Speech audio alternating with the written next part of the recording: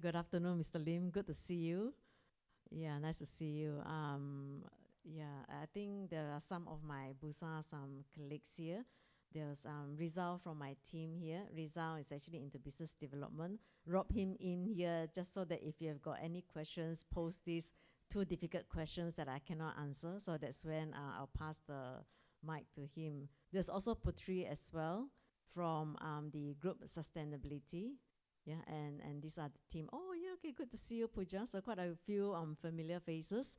And this particular session is actually on the carbon market, but I already can tell that some in the audience here are actually much more of an expert than me here. But I'm going to do my level best to give this talk, and I just have a hard stop by 3 o'clock. I must go.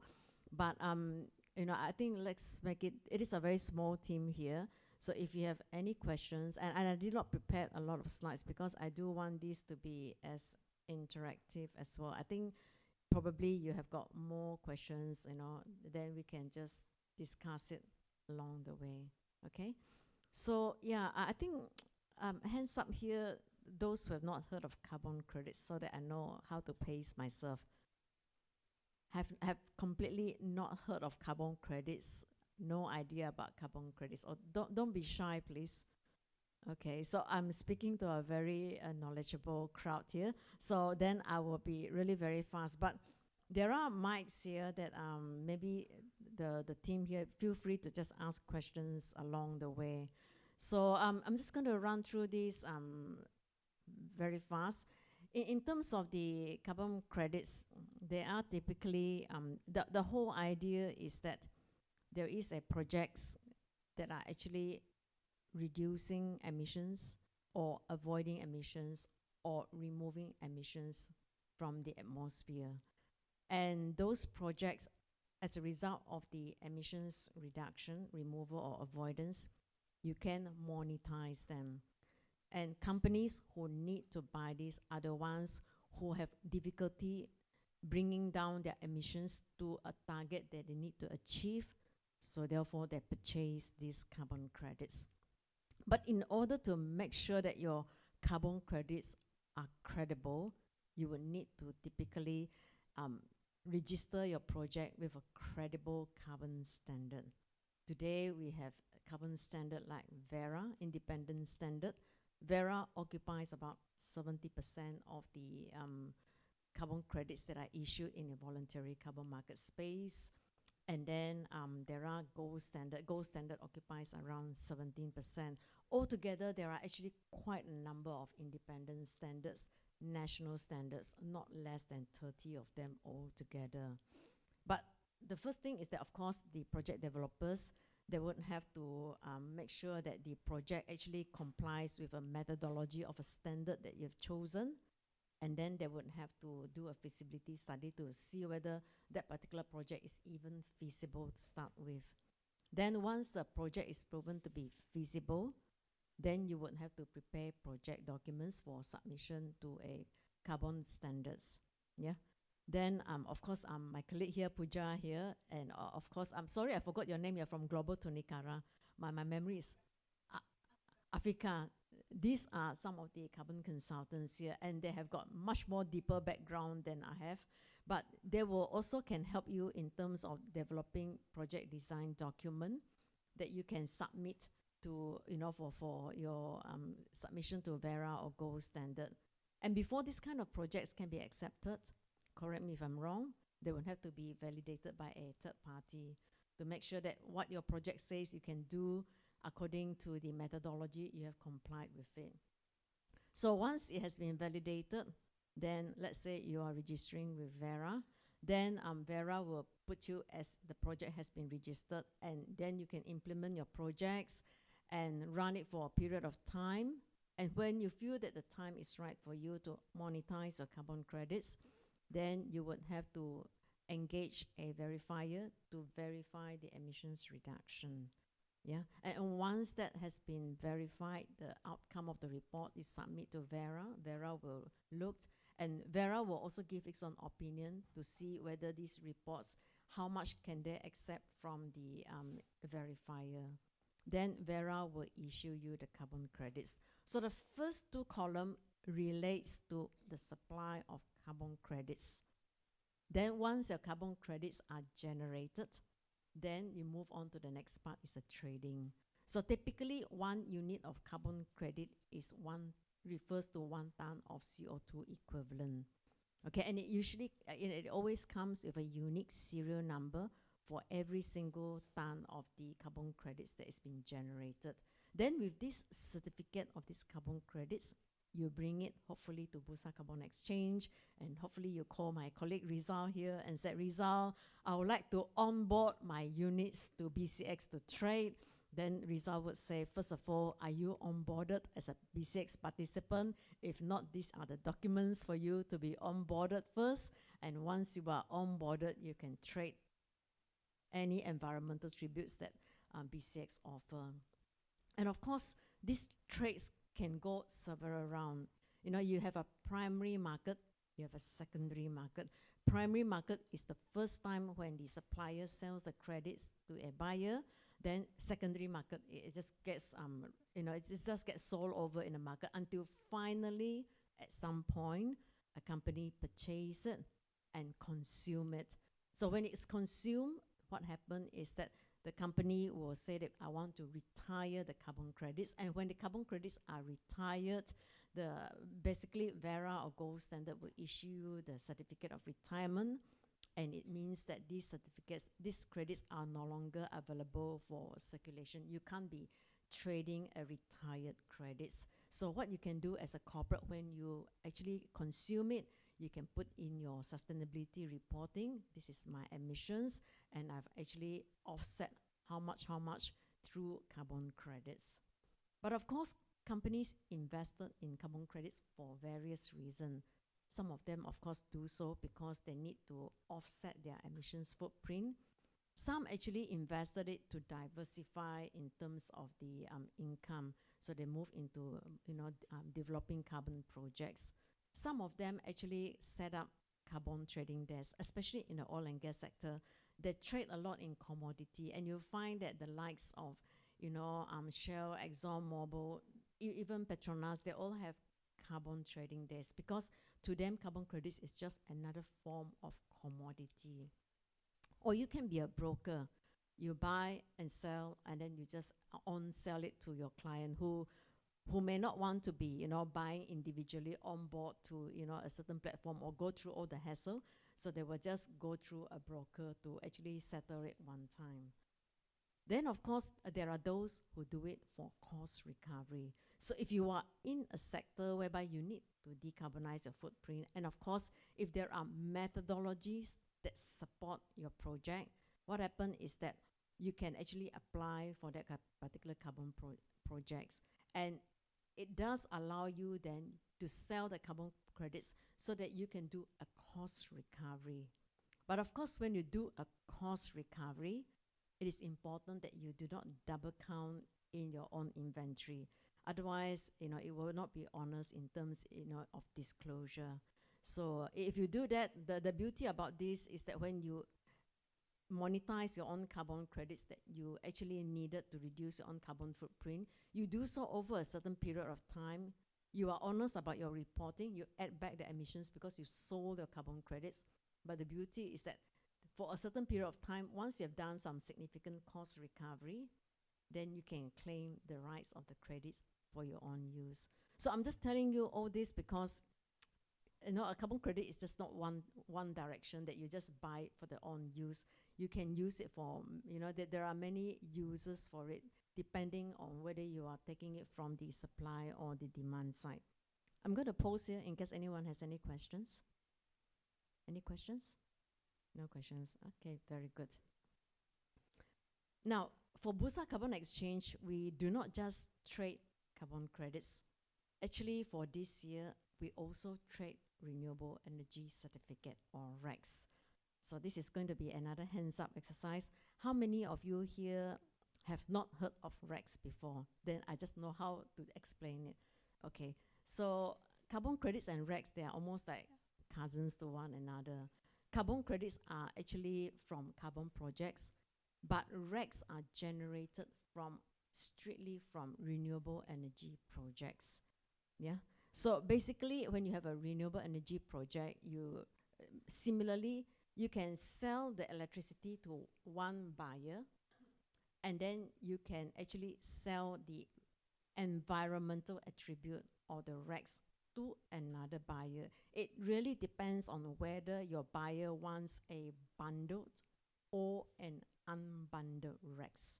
So if your client wants a bundle, then you will sell them the electricity together with the renewable electricity. And TMB does that very well with their GET, because the GET is a bundled RECs.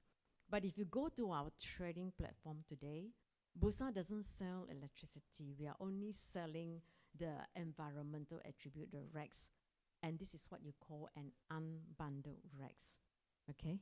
So in a renewable energy certificate, it's just very simple. You register your renewable appliances with a standard, just like how we have Vera and Gold standard for carbon projects. In the world of renewable, in the RECs, you have common in the Asia Pacific is the IREC, or otherwise there is also the TIGR registry, TIGR. TIGR stands for Tradable Instrument for Global Renewables. But in this part, in the Asia Pacific region, more than 90% of the RECs are from the IREC standard.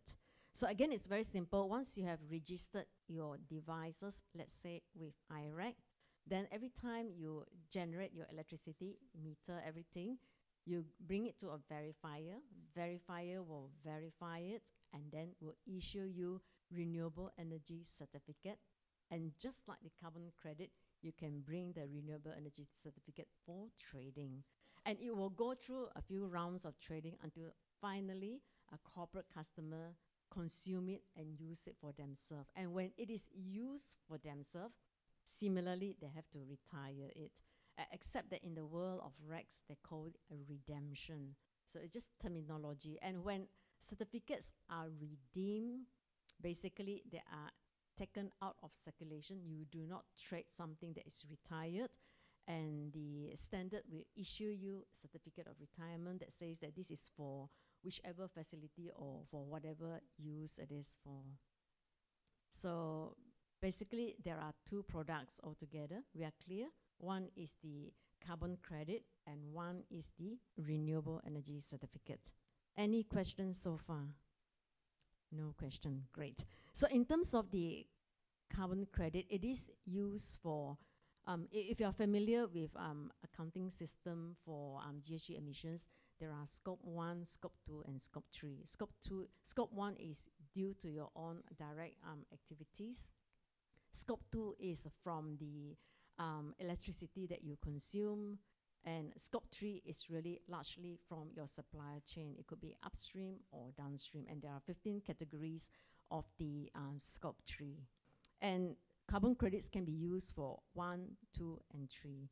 But basically, in terms of how, companies these days, I know you are under a lot of pressure to reduce your emissions footprint. So these are the mechanisms that you can do to reduce your carbon footprint. The green would be the direct intervention.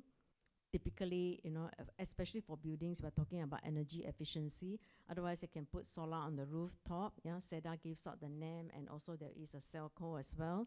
Or you can purchase directly from through the off-taker, through the, I'm not sure whether you're familiar of the CGPP program, which is run by the Energy Commission, whereby you can off-take the unbundled RECs from the solar developers.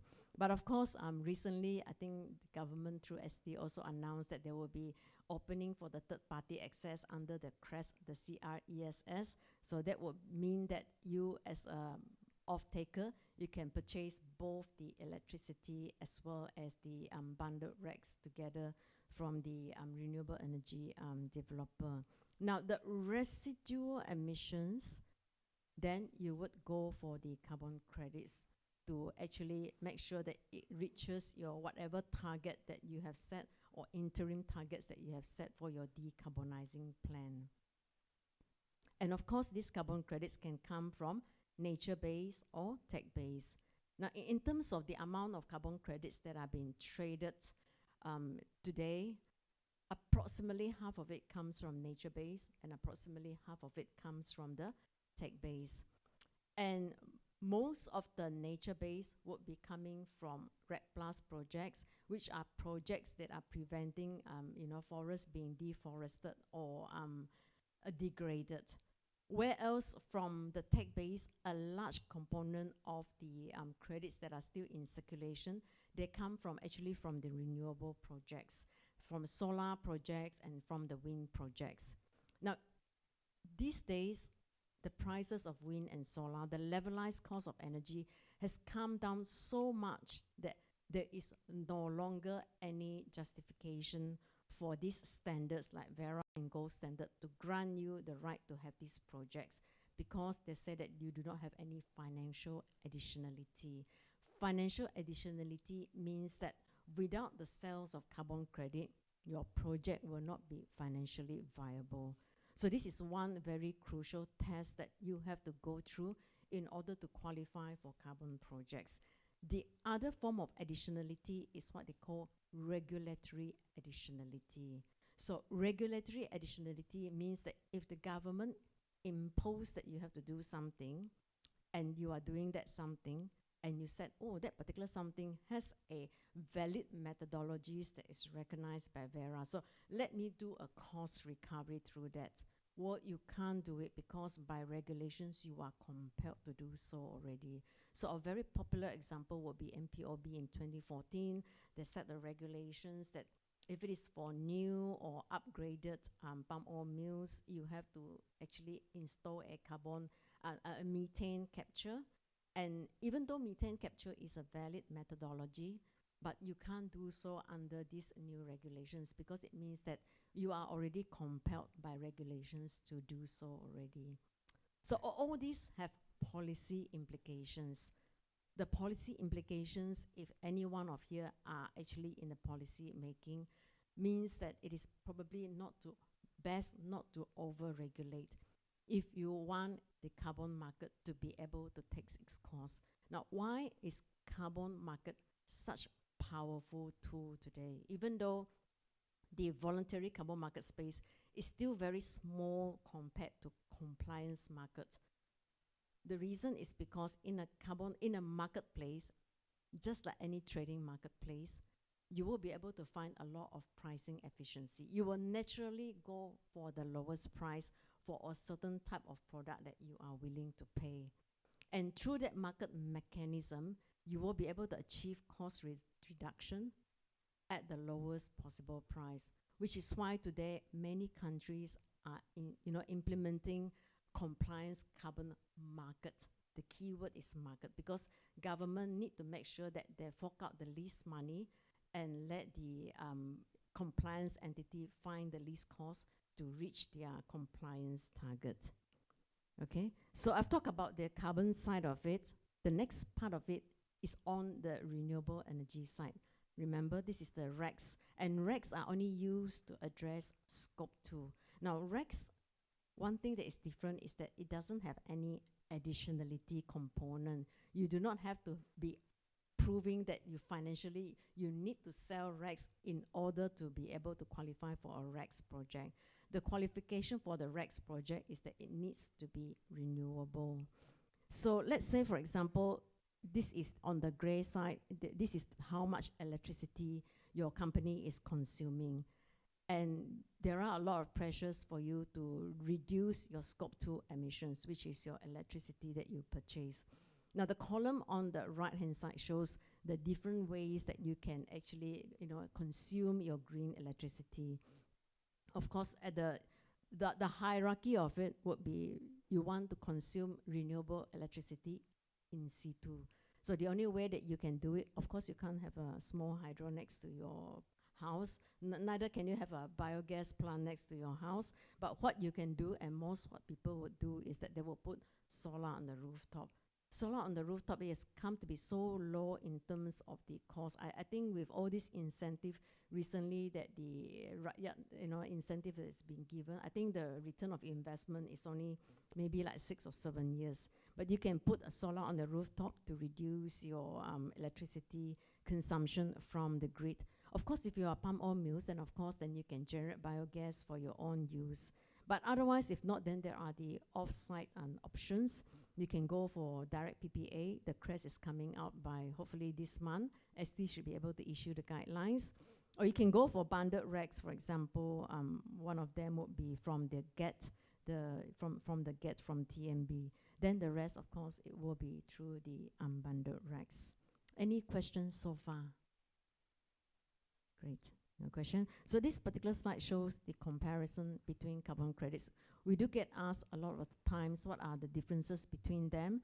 The most obvious difference is, of course, their unit of measurement is different. Yeah, carbon credits are measured in tons of CO2 equivalent, whereas RECs is always measured in megawatt hour. And then there are different types of projects. For carbon credits, it spans both the nature and the tech base. And then, of course, tech-based, there's a whole wide scale of it. On the lower end, it will be like, for example, the solar and the wind. But on the most expensive side of it, there will be always the CCUS, the direct air capture, as well as the BECCS, the bioenergy with the CCS. And then everything comes in between, for example, the cook stove, many others. Then in terms of additionality requirement, only the carbon credits require additionality. RECs do not need to prove additionality. In terms of addressable emissions, carbon credits are very flexible. It can address from scope 1, 2, and 3, whereas for RECs, it is only purely for electricity consumption. Now, when it comes to carbon credits, you always report it as a net value. You always report your actual consumption, how much are you going to use in terms of the carbon credits, and then you report your net, and then that's where your net should be reduced. Now, when it comes to consuming the RECs actually immediately you will declare that even if you buy unbundled RECs, you immediately declare that it is an immediate reduction. If you look at how GHG protocol does its reporting, unbundled RECs, bundled RECs on a rooftop, any forms of renewable electricity consumption, the emissions is taken as a zero, unless the facility reports how much emissions it does emit. For example, in the case of Sarah Energy, they were very transparent in terms of their reporting. They will say that from their hydropower, there is still some residual emissions, just in case if you really need to be very concise, this would be what it has. So it really depends on facility. But in the absence of facilities reporting, what happened is that IREC will just record it as a zero emissions in terms of the renewable energy certificate. Okay, so that was all the background story. Now that is an introduction to BCX. So yeah, I think the background of my own, in case I've not introduced myself, but I've really served the Malaysian government for the best part of almost 15 years, and in the energy sector. And putting a price on carbon has always been a very challenging approach. The government has always been very friendly in terms of providing the carrots. When I was with SEDA, we have the feed-in tariff, then we have the net energy metering.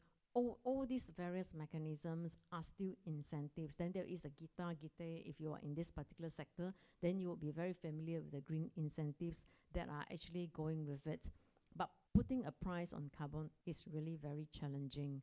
And in the year 2021 at COP26, just prior to COP26, Malaysian government decided that the time is right for Malaysia to put a price on carbon. But to put a price on carbon is very, very politically difficult to implement. So the government started off first with a voluntary carbon market, and then it will ease itself to a compliance market or a compliance mechanism. So BUSA has been mandated by jointly between MOF as well as CASA. During that time it's called CASA, but of course now it's called NRES, Ministry of Natural Resources and Environmental Sustainability, to implement the voluntary carbon exchange. And for a very good reason as well. Just to share with you, neighboring countries, for example, Indonesia, they are already into carbon projects in a very huge way.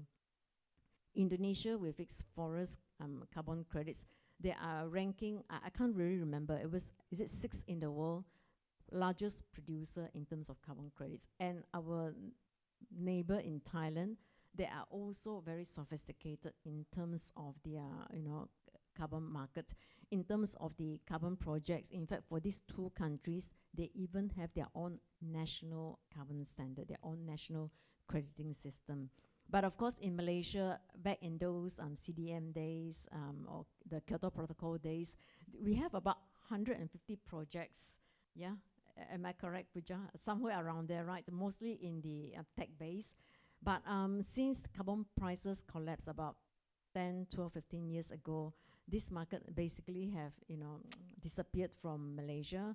And, the government has also focused a lot on renewables. So there's a lot of actually incentives that's been provided by renewables. That's why we see the NETA has a target of reaching 70% by 2050. But in terms of the carbon projects, we have to start all over again.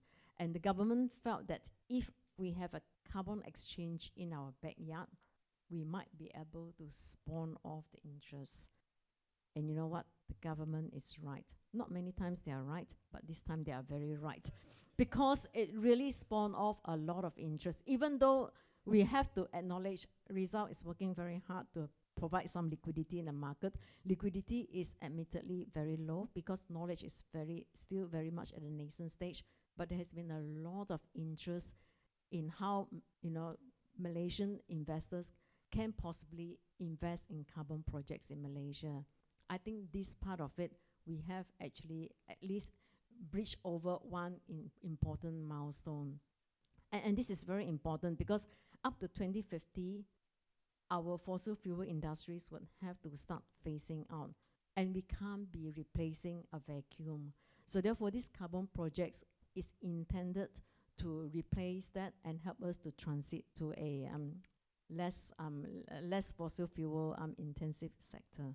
Now, at the start of the year, Bursa also rebranded to be a multi-asset exchange. If you notice that our logo has changed already, and aligning with that multi-asset exchange, so meaning to say that we are not just a stock exchange. On our exchange, we also trade others. I do not know whether you're aware, but we also trade gold as well, and also derivatives, and there are other platforms for the debt market as well. So in terms of the Bursa Carbon Exchange, last year we actually have the carbon credits, and this year we have the renewable energy certificate. So our end goal is that BCX be a multi-environmental product exchange. So it is a supermarket for ESG goods. Yeah, so it is, and it is not just any goods, but it is Sharia compliant. So we come about as being the world's first Sharia compliant carbon exchange in the world. And my colleagues have been working extremely hard, and I'm very proud to say that for the BCX, we are the first Malaysian trading platform to be accredited by IREC for the trading of the renewable energy certificate. Now, in terms of the, you might want to, how many of you here are familiar with compliance and voluntary carbon, or maybe I should say the other way around. How many of you here are not familiar with the types of carbon market? So then I know how much to emphasize. Okay, then there are actually two types of carbon market today. There are the compliance mechanism or the voluntary. Now, in a voluntary carbon market, you are not under any compulsion to buy carbon credits. You purchase it most likely because you are compelled by your stakeholders. For example, the banks tell you that your carbon footprint is too high, you need to do something about it. Then maybe this is where you purchase offset as one of the options for decarbonizing. Or your client says that I want to have a carbon neutral good. Can you just make sure that your product is carbon neutral? Then you purchase carbon credits to ensure that it's carbon neutral. Typically, companies, we have learned a lesson here, especially for Malaysia, they don't do it for a look good factor. They normally do it because there is a compulsion. If it is not from the government, it will be from their key stakeholders, either their shareholders or their financial providers, or from their suppliers and customers. Now, on the compliance mechanism, there are two types of compliance mechanism. domestically. There is a carbon tax, and then there is also an emissions trading scheme. Now, in a carbon tax, I think most of you would be very familiar because it is really very simple. If you emit more than a certain amount of threshold, then government will just tax you for however much. And the government will tell you in advance how much is your carbon tax. And in the likes of Singapore, they announced in 2017 that they will be implementing by 2019.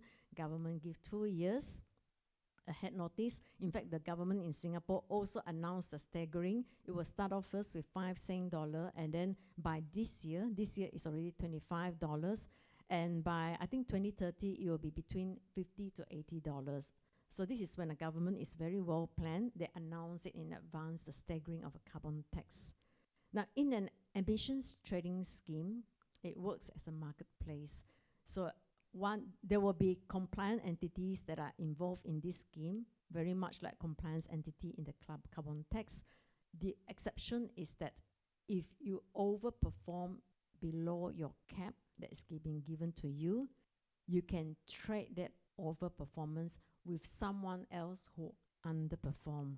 So if Rizal has a facility that he very rajin brings down his footprint by, let's say, 50,000 ton, and I am under, and I need that 50,000 ton from him, I can purchase it from him.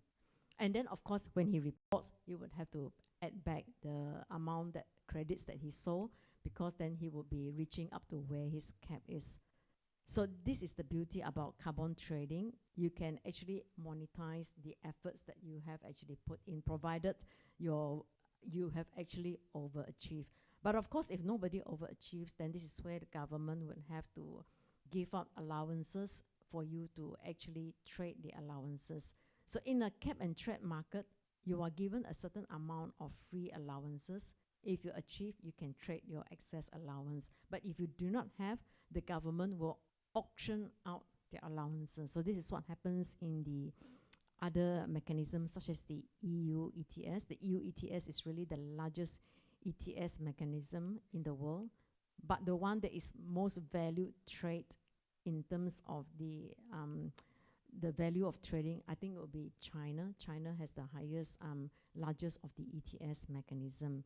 But what happened is that the government will be able to control the prices through the allowances, and the allowances are very carefully calculated and released for each year, so that it achieves emission reduction that it requires by a certain end target. So the beauty about the emissions trading scheme is that your amount of emissions you can control, whereas in a carbon tax you can't really control the emissions, because basically what you're saying is that as soon as it exceeds a certain amount, you just continue to pay for your carbon tax. But in an emissions trading scheme, the allowances is an impact of supply and demand. Once the initial auction has been released, you have the allowances, you can hold on to it, you can also sell it. If, let's say, for example, you can sell it when the price is good. And of course, if you do not need it, then of course, furthermore, you can sell your own free allowances that the government has allocated to you. I'm putting in a lot more effort to explain this, because the government is going to make a decision between carbon tax and emissions trading scheme, and it is important that you are well informed so that you can provide your feedback to the government. Hands up.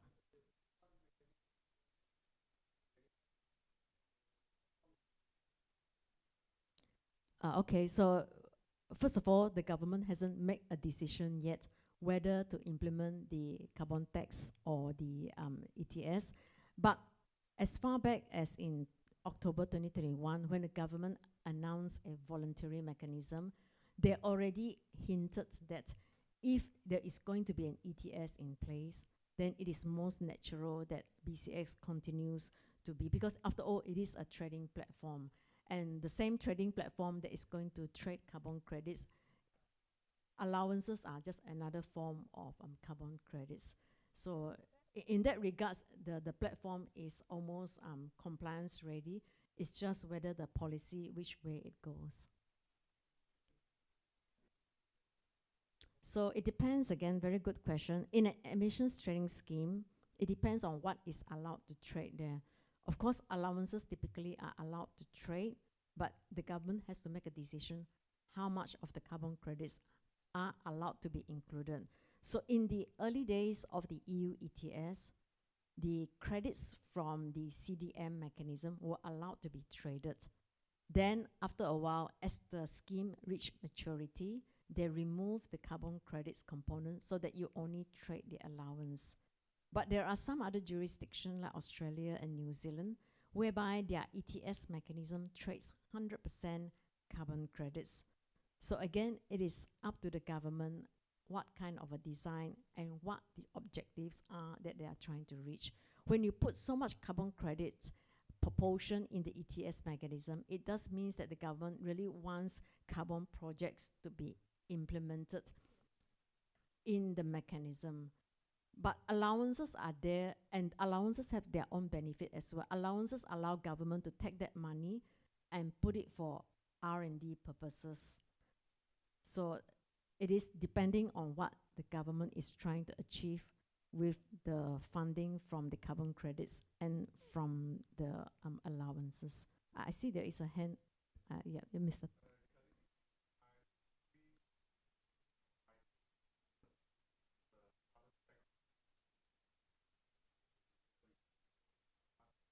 Very, very good. Yeah, so Singapore has a carbon tax hybrid with the they do allow 5% of the emissions to be fulfilled from the carbon credit. They call it the ICC, the International Carbon Credit. But Singapore did not hybridize ETS with carbon tax, because with an ETS mechanism, you need to have enough players to create the liquidity. So Singapore did not have an emissions trading scheme. But what you mentioned about, can you hybrid between ETS and carbon tax? The answer is yes, you can. It will be more complex, and this is seen in EU. I think, was it in EU and Norway? Norway basically will not allow a certain carbon price to go below a certain price. But because they are in an ETS mechanism, the allowances is actually controlled by the entire platform. So what happened is that that particular country hybrided with a carbon tax. If the allowances fall below a certain threshold price, the carbon tax kicks in. So it really depends on the rationale why you want to implement two of them. Another reason why you may want to implement two of them together is because if the allowances price goes too low and you don't have a political willpower to put a floor price to it, then a carbon tax comes in to create that mandatory floor price.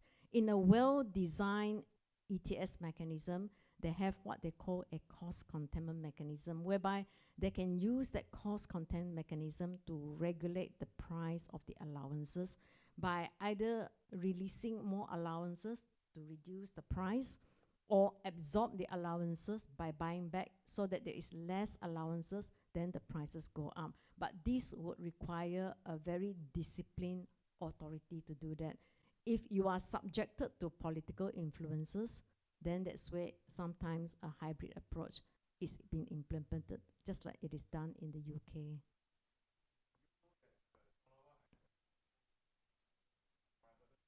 You know, I only have 13 minutes left. Yes, I do know Sarawak because I'm Sarawakian.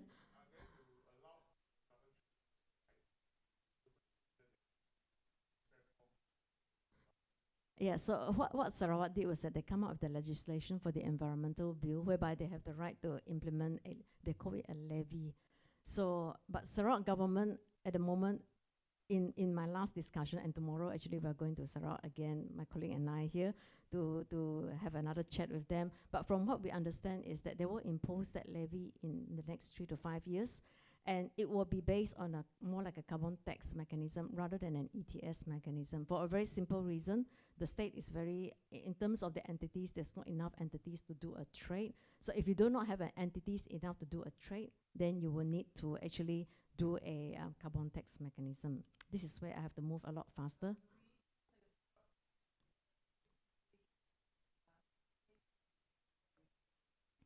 Right, okay, Sharia compliant, yeah? Yeah, okay. In a Sharia compliant exchange, basically, I'm not a Sharia expert. We actually do have an entire Sharia committee that goes through an entire rigor of looking at this. But even to my most basic knowledge, for example, in our trading platform, of course, we need to deal with banks, our own bank. We have to make sure that we only trade with the Islamic bank. And in terms of the money that is deposited in the Bursa Carbon Exchange, we do not give any riba, we give the hiba. So these are the kind of nuances that we have to make sure that it complies with. And in terms of the products, we also receive pronouncement on the products. And I think it broadly follows four Sharia principles of ownership, value, the no net harm, and there must be a positive use. So it fulfills, there are other requirements as well, but very high level, I remember that there are these four of these very basic requirements that you need to fulfill in order for your products to be pronounced as Sharia compliant. So this particular site is going to be so intensive that I probably will not want to go through. Importantly, what we are trading today is carbon credits and RECs. In terms of the carbon credits, we are accepting carbon credits from both the Vera, and by end of the year, we will accept carbon credit from the gold standard. In terms of RECs, we are going with the IREC standard. And so basically, this is what we have at the moment, 3 different types of registry. RECs have a, we trade by standardized product. Yeah? Standardized product means that same characteristics and properties, we put it together under one category. And if you look at the RECs, the vintage of it is really very tight. It's only talking about T minus 2.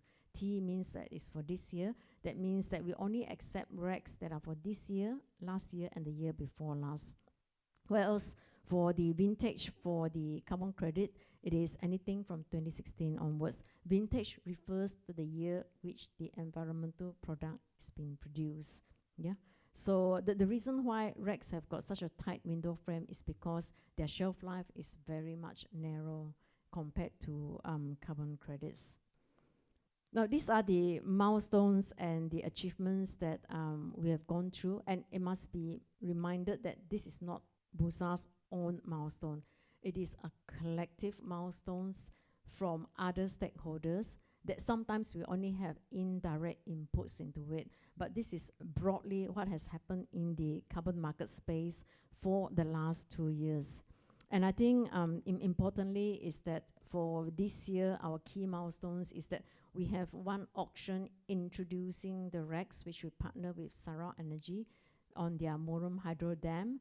And then at the end of July, we auctioned Malaysia's first carbon credits, which is from nature base. It is from the state of Sabah. So we're very proud that the 2 projects, one from Sarawak and one from Sabah, they really came from East Malaysia, where the opportunities to decarbonize are really the greatest.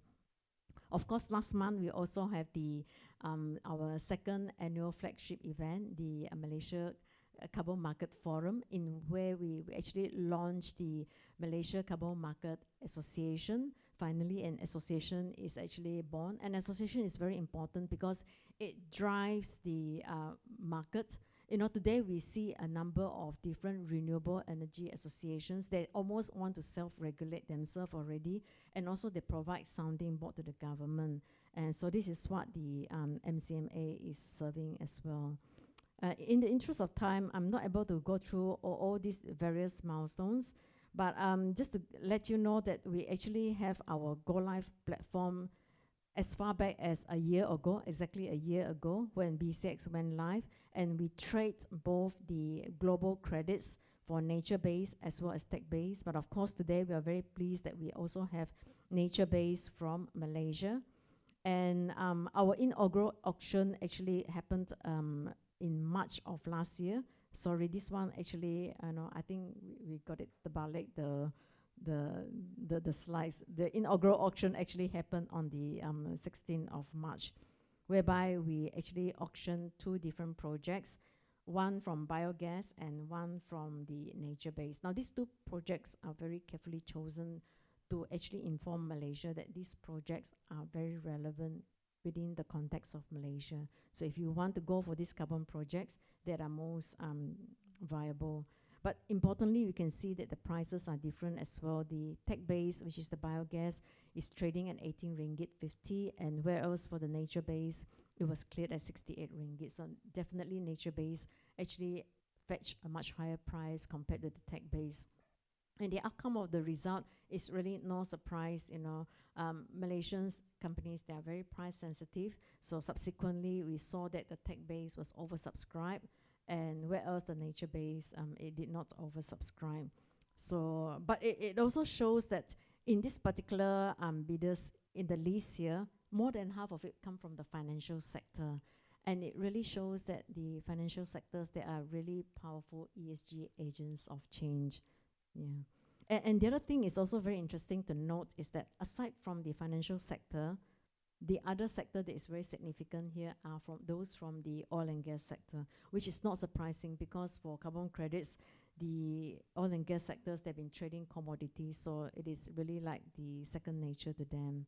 Now, in terms of the Quamut projects, this was actually auctioned at the end of July, and a total of 8 companies participated, and it was cleared at 50 ringgit. So this particular project is really very important because it took more than 10 years to finally have this project from gestation period to time whereby it finally bore its first credits for sale. And this particular project is a lighthouse project because even when international rating companies such as B0 rated it, it achieved the highest of the ex-ante rating for the project of its kind. So it becomes, it gave a lot of hope that other carbon projects, nature-based, can also achieve this kind of a quality standard. And in terms of Vera, it has another additional labeling. They call it the CCB, the Climate, Community and Biodiversity labeling. And in this case, this particular project earned gold for the climate component of it. So of course, if you have this additional labeling, then it will be able to actually fetch a slightly higher price. Now, in terms of the Carbon Market Forum, which was organized last month, and we saw the launch of the Malaysia Carbon Market Association. And of course, it was a 2-day event. The first day, we had round tables with various partners. But I'm very excited that next year, hopefully, you all can join us in our forum as well. So let's see how we go with time. I've got 4 more minutes left. So I think this particular platform is on all about REX trading platform. I think you will have the slides, and if not, my colleague can fill in the gap when I'm gone. But this is an example of our BCX trading platform. It is a really simple platform. As a trader, you can either put in a bid or an ask. And I always get confused which one is which one. So my colleague has to label and say that Winnie, on the right-hand side, ask means buy and bid means sell. But it is really very simple to use. We have a user guide for that as well. But first of all, of course, you have to be on board the BCX. Now, in terms of onboarding process, it is really very simple. But we do ask for quite a number of documents. Bear with us. At the end of the day, Bursa, we are still under the Securities Commission. We have to make sure that we uphold a certain level of, in terms of the governance part, the rigor part has to be still very much intact. But otherwise, these are the processes. And yep, last slide for this evening. Why the call for action is be a participant of BCX. Most of the participants that we have actually on board just for the purpose of understanding how a carbon market works. And it is very important that they get a head start to learn into it, knowing that a compliance mechanism will be coming along in its due course. And of course, the other part of it is to demonstrate your sustainability leadership. And when you are part of us, we also keep you informed of a lot of capacity building opportunities. We actually, my colleague here, organize webinars and training sessions, workshops, almost on monthly basis. I think that's it. We are in good time. 2 more minutes left.